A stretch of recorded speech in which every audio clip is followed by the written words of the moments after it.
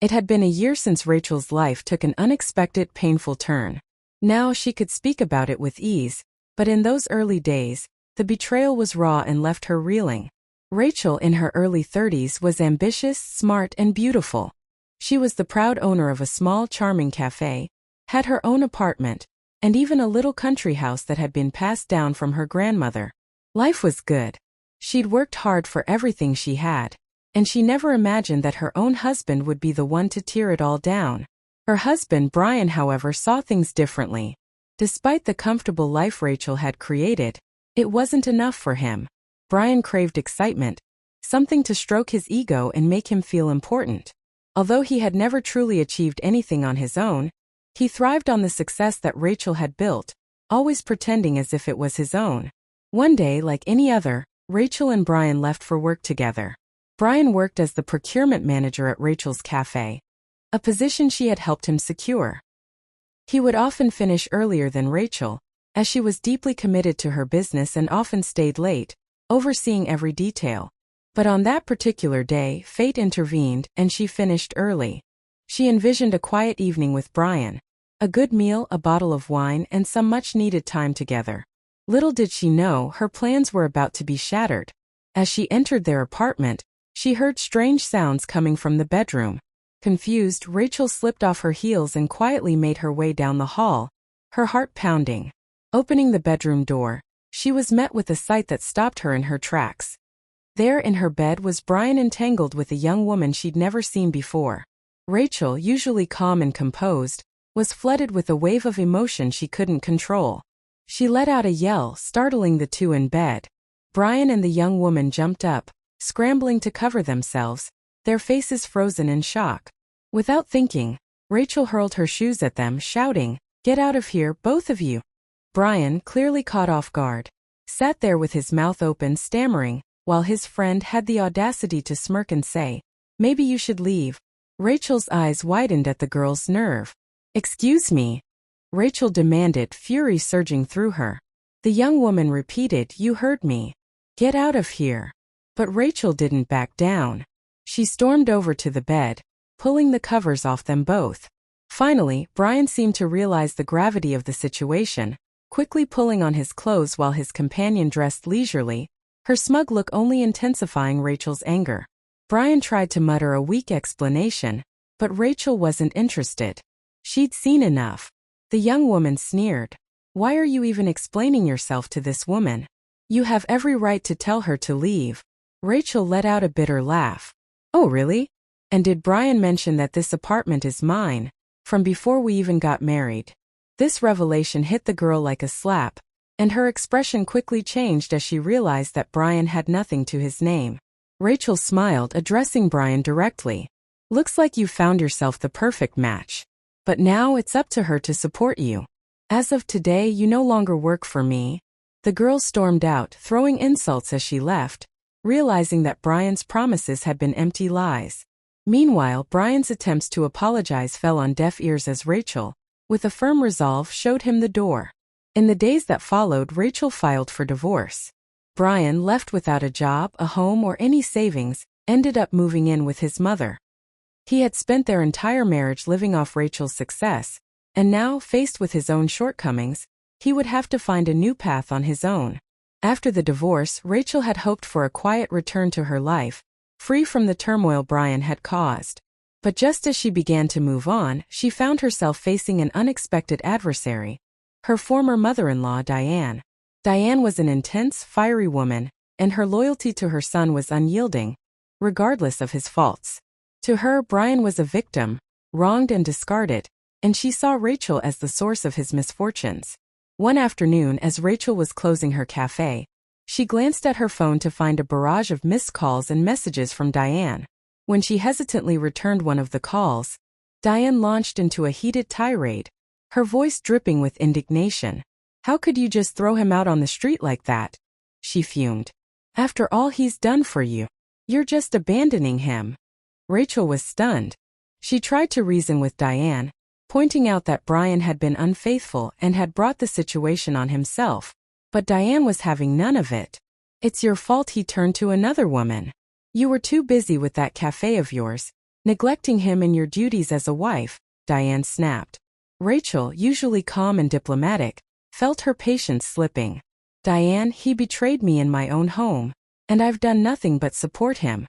I gave him a job, a home, everything he needed, and he threw it all away. But Diane refused to listen. To her, Brian's betrayal was a minor mistake compared to the injustice she believed Rachel had inflicted by refusing to forgive him. You're just going to leave him without a job or a roof over his head? Diane demanded. You owe him. After all, he gave his best years to you. The audacity of Diane's words left Rachel speechless. Here was a woman who, despite all evidence, believed her son could do no wrong and that Rachel was somehow responsible for his failures. Rachel ended the call, realizing there was no point in arguing with someone so entrenched in her own perspective. But Diane didn't stop. Over the next few days, she called incessantly, leaving long, accusatory voicemails demanding that Rachel give Brian financial support and even suggesting that she sign over a portion of her apartment to him. He deserves at least part of that place, one voicemail argued. After all, he put in so much time there. Rachel felt trapped. She wanted to move on with her life, but Diane's relentless harassment was making it impossible. Each call, each message was a painful reminder of the betrayal and heartbreak she'd endured, and she couldn't understand why Diane refused to see her side. One evening, after a particularly vicious voicemail, Rachel confided in her close friend Lisa. They met at a quiet cafe, where Rachel vented her frustrations, her hands trembling as she recounted Diane's demands. I don't get it, Lisa, Rachel said, her voice barely above a whisper. I supported Brian, gave him everything, and yet his mother treats me like I'm the one who ruined his life. Lisa shook her head, placing a comforting hand on Rachel's shoulder. Some people just can't see the truth when it comes to their kids. She's in denial, Rachel. And if you don't put a stop to it, she's going to keep trying to manipulate you. Taking her friend's advice to heart, Rachel decided that enough was enough. The next time Diane called, Rachel answered, but this time, she didn't let Diane steer the conversation. Diane, she said firmly, I understand you're hurt, but this has to stop. Brian's choices are his own, and I am no longer responsible for him. I've moved on, and I suggest you do the same. Diane spluttered, taken aback by Rachel's firm tone. But Rachel remained steady, refusing to let herself be drawn into another argument. I won't be answering any more of your calls, she continued. Please respect my decision and stop contacting me. Without waiting for a response, Rachel ended the call, feeling a surge of relief. She knew Diane would likely continue to blame her, but she had drawn her boundary, and she intended to keep it. This was her life, her peace, and she wasn't about to let anyone take that away from her again. For the first time in weeks, Rachel felt a sense of control, a step closer to the freedom she deserved. Despite Rachel's firm boundary, Diane was undeterred. For weeks after Rachel's final phone call, the messages kept coming, now angrier and more insistent than ever. Diane seemed to take Rachel's silence as an invitation to escalate, sending messages that ranged from pleading to downright accusatory. Each notification on Rachel's phone filled her with dread, a reminder that Diane was refusing to let her move on. The messages were relentless, and each one was a painful reminder of the betrayal she had worked so hard to leave behind. Diane's accusations became more outrageous with every message.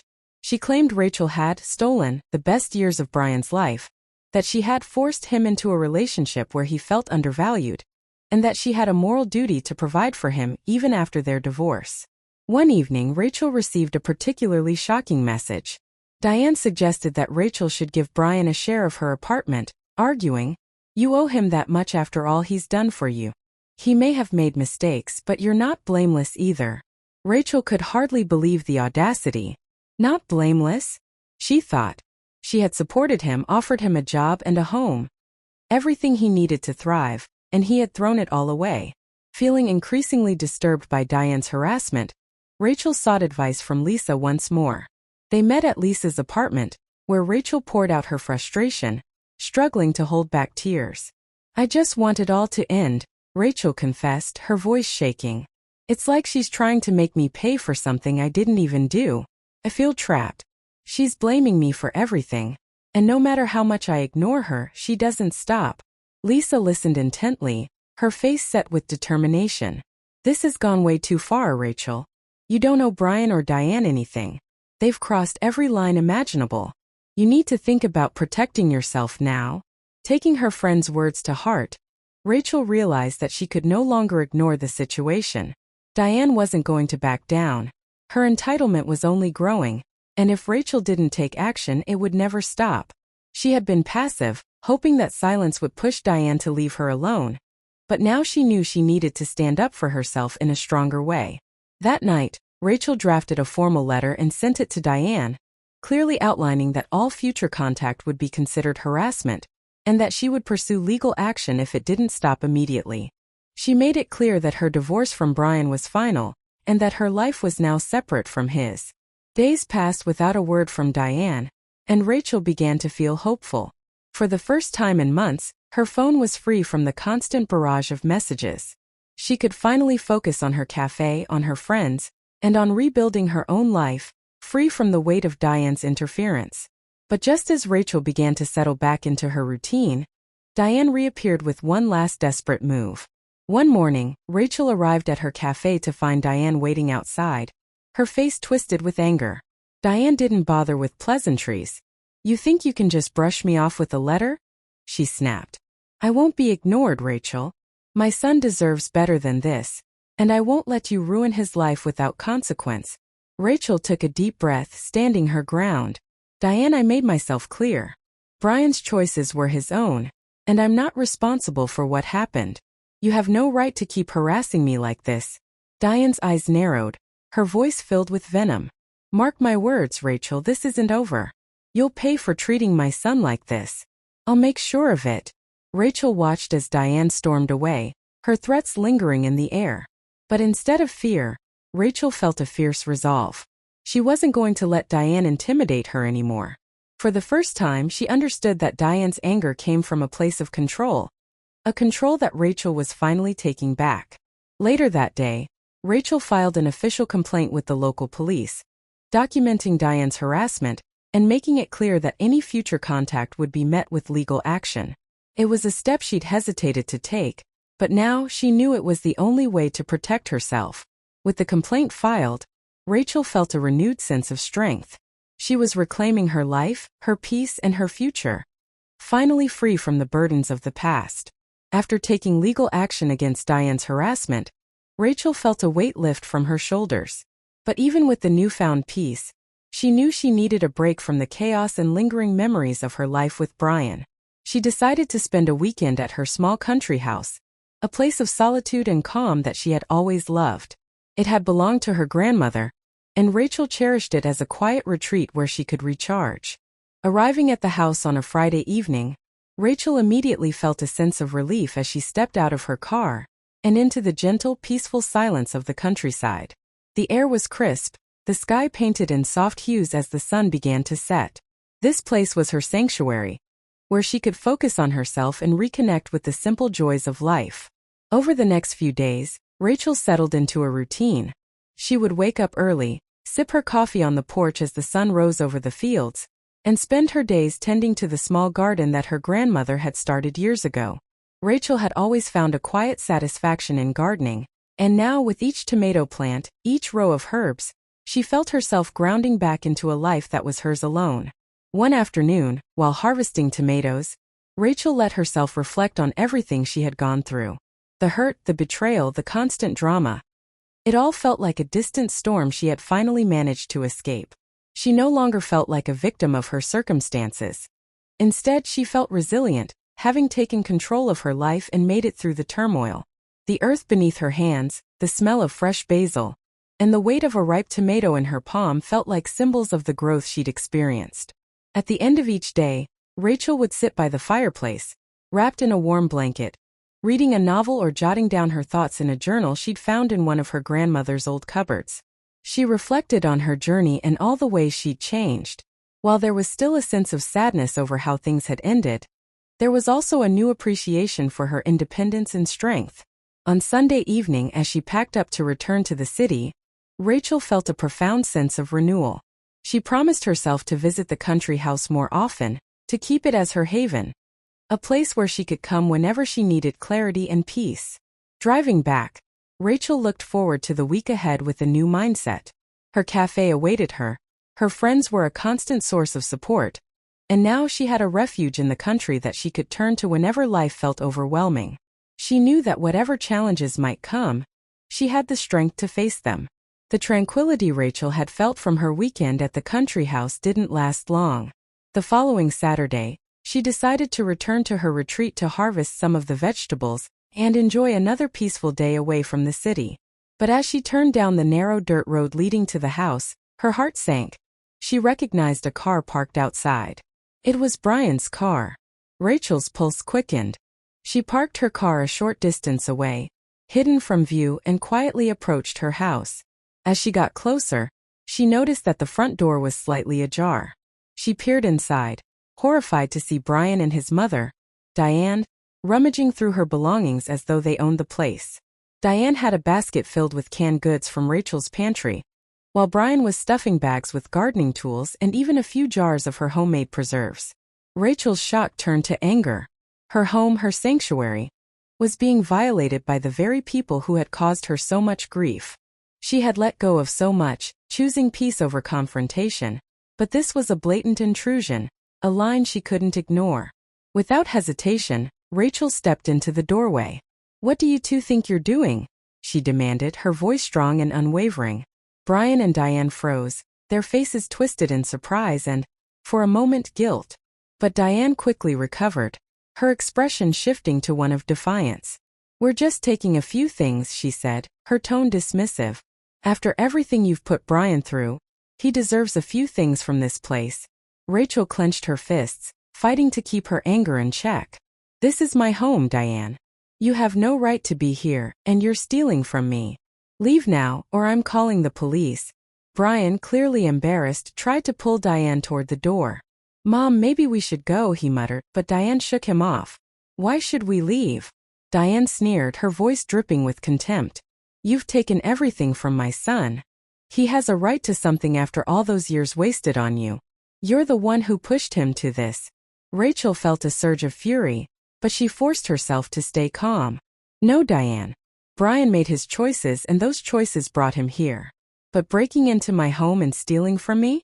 That's a crime and I won't tolerate it." Diane opened her mouth to argue, but Rachel had heard enough. She pulled out her phone and began dialing. Seeing that she wasn't bluffing, Diane's face turned pale. She grabbed her basket of stolen goods and started pushing Brian toward the door, mumbling curses under her breath. As they left, Diane shot Rachel a final glare. "You'll regret this," she spat. But Rachel was unmoved. She stood in the doorway watching them retreat to the car, her heart pounding but her resolve unshaken. Once they were gone, Rachel took a moment to steady herself, breathing deeply. She knew they could try to twist the story, to paint themselves as the victims, but she didn't care. This was her life, her property, and she was no longer willing to be intimidated by them. Rachel spent the next hour tidying up, checking her belongings, and ensuring everything was secure. She documented the incident, taking photos and writing down every detail. Her decision was clear. If they ever returned, she would have no hesitation about involving the police. This was her final boundary, and she was determined to protect it. As she locked the door and looked around her peaceful garden, she felt a renewed sense of power. The calm she had fought so hard for was hers to keep, and no one, not even Diane, would take that from her. The very next morning, Rachel didn't hesitate. She went straight to the local police station to report the break-in. She shared every detail with the officer, recounting how she'd found her ex-husband Brian and his mother, Diane, in her home, stealing her belongings without any remorse. She provided photos and her written account, as well as a list of the stolen items and the vandalism they'd caused. The officer listened attentively, taking down her report and reassuring her that they would investigate. A few days later, Rachel received a call from the police, notifying her that they'd tracked down Diane and Brian. The two had been caught off guard and had tried to downplay the incident, claiming they thought they had permission and were simply borrowing a few things. Rachel was furious but unsurprised. She knew Diane would try to twist the story to make herself and her son look like the victims. But Rachel's evidence was solid, and the police took her report seriously. They made it clear to Diane and Brian that any further trespassing would result in immediate legal consequences. They were also required to return every single item they'd taken and pay for any damages they had caused in the house. The day Brian and Diane returned her items, escorted by a police officer, Rachel watched from her doorstep, arms crossed, as they unloaded the stolen tools, preserves, and even the gardening supplies. Diane's face was a mask of resentment, and she barely met Rachel's gaze, while Brian looked thoroughly humiliated, avoiding eye contact altogether. As they finished unloading the items, Diane couldn't hold her tongue any longer. "You really had to go to the police for this?" she sneered, her voice dripping with sarcasm. "Do you feel powerful now, Rachel? Making a show out of something so minor?" Rachel didn't flinch. "Diane, you invaded my home. You violated my privacy and you stole from me. You left me no choice. If you think that's minor, then maybe you're finally seeing why I had to set boundaries." The police officer intervened, his tone firm. "Ma'am, I think it's time for you to leave," he said to Diane, who reluctantly complied, throwing one last glare at Rachel before turning away. As they drove off, Rachel felt a strange mix of emotions: relief, empowerment, and a tinge of sadness. This was a final break, the closing of a chapter she had clung to for too long. But it was a necessary one, and she could feel the weight of months of harassment lifting from her shoulders. She had reclaimed her life, her peace, and her space. That evening, as Rachel unpacked the returned items and placed them back where they belonged, she felt a renewed sense of control over her life. The conflict had pushed her to her limits, but she had emerged stronger, resolute in her right to protect herself. She no longer felt like the victim of Brian's betrayal or Diane's manipulations. She had finally freed herself from their influence, standing firm in her independence. From that day forward, Rachel knew she could face anything. A few weeks after the break-in incident, Rachel received a notice that Diane and Brian were disputing her complaint in court. Unwilling to accept accountability for their actions, they had decided to challenge the charges, hoping to avoid paying damages. Rachel was both frustrated and unsurprised. Diane's determination to twist the narrative seemed endless, and Brian, who had always avoided responsibility, was following right along. On the day of the hearing, Rachel arrived at the courthouse with a folder of evidence. She had photos, witness statements, and documentation from the police to back up her account of the break-in and harassment. As she waited in the courtroom, she could see Diane and Brian sitting across from her. Diane wore a defiant expression, clearly intent on playing the role of the wronged party. Brian, in contrast, looked tense, shifting uncomfortably in his seat. The proceedings began, and Diane launched into a dramatic recounting of events, painting Rachel as the villain. "She threw my son out onto the streets with nothing," Diane claimed, her voice full of indignation. "We were only trying to retrieve a few things he was entitled to after years of sacrifice." Rachel listened, her patience wearing thin as Diane continued, distorting facts and turning herself and Brian into victims. But Rachel remained calm, knowing that she had the evidence on her side. When her turn came, she addressed the court confidently, explaining each detail of the break-in, the items that were taken, and the months of harassment she had endured. Then, she presented her evidence: photos of the stolen items, the police report documenting the incident, and even the threatening messages Diane had sent over the past few months. Each piece of evidence added weight to her story, and it became increasingly clear who was telling the truth. Finally, the judge turned to Diane and Brian. "The evidence here speaks for itself," he said firmly. "This was a clear case of trespassing and theft, and further harassment will not be tolerated.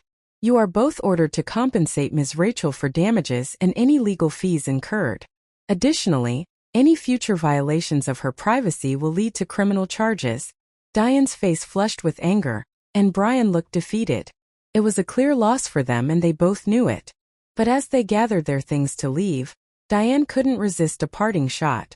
She turned to Rachel, her voice low but venomous. "You may have won this time, but don't think you've seen the last of me." Rachel met her glare without flinching. "You're right, Diane. I won this time because I stood up for myself. I'm done letting you make me feel guilty for living my life." As Diane and Brian left the courtroom, Rachel felt a profound sense of relief. This was the closure she had been waiting for, a formal end to the nightmare that had consumed her life for months. The court's decision was a clear affirmation of her right to protect her peace and her property, and she walked out of the courthouse with a sense of victory and empowerment she hadn't felt in a long time.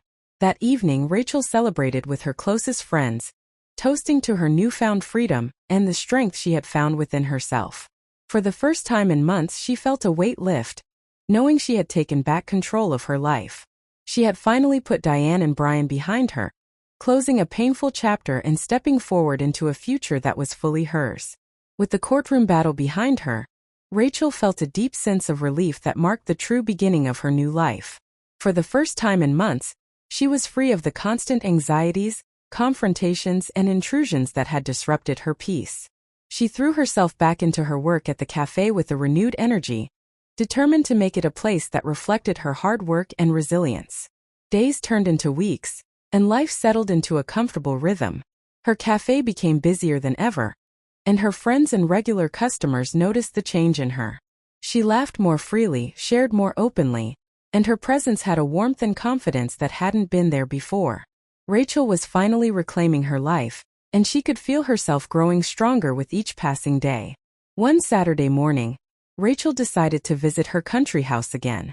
As she drove up the familiar road, she was reminded of the peace this place had always given her. A true refuge where she could recharge. Pulling up to the house, she took a deep breath, feeling gratitude for the journey she had come through. The once haunted memories of the break-in had faded, and she was now filled with pride in how she had stood her ground. She spent the day tending to the garden, a quiet satisfaction filling her as she watered the plants, harvested ripe tomatoes, and trimmed herbs. The simple act of working with her hands brought her a sense of calm, a reconnection with herself and her life goals. In the evening, as the sun set over the hills, she sat on the porch with a cup of tea, watching the colors fade into dusk. The solitude and beauty of the scene reminded her that this, at last, was her life, a life on her own terms, free of the burdens others had tried to place on her. Later that evening, Rachel pulled out her journal. She hadn't written in it since her struggles with Brian and Diane had begun, but tonight, she felt the urge to capture this moment of peace. She wrote about the past year, the pain, the betrayals, the confrontations, but also about her newfound strength, resilience, and independence. As she wrote, she felt a sense of closure, as if each word was a release of everything she had endured. Today, she penned, marks the beginning of a new chapter. I've learned that my peace, my happiness, and my life are worth fighting for. And from now on, I'll protect them fiercely. Back in the city, Rachel began to share her story with a few close friends, and even some trusted customers who had supported her through the difficult months. To her surprise, her story resonated with many of them, each sharing their own experiences of overcoming adversity. The cafe became a space where people could connect and draw strength from each other's journeys. Over time, Rachel decided to expand her business, adding a small garden-to-table section in honor of her country house. She introduced fresh herbs, tomatoes, and other produce grown at her retreat, bringing a bit of her peaceful haven into the bustling cafe. It became a symbol of her transformation and her commitment to building a life that was uniquely hers. As the months passed, Rachel's life flourished. Her cafe grew, her friendships deepened, and she found herself finally at peace. She had not only regained control over her life, but she had also rediscovered herself. The struggles she had endured were now a part of her past, a part of her story but not a burden. She knew that whatever came her way, she would be ready, resilient, and unbreakable.